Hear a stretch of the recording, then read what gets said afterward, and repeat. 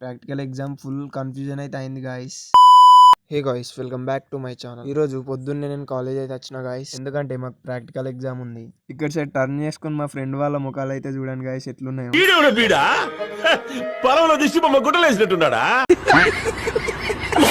అంతలో మన బంటిగాడు అయితే ఎంట్రీ ఇచ్చేసిండు గాయస్. కానీ ట్విస్ట్ ఏంటంటే గాయస్, మా ఫ్రెండ్స్ అందరూ పొద్దున్నే వచ్చారు, కానీ ప్రాక్టికల్ మాత్రం ఆఫ్టర్నూన్ అంట.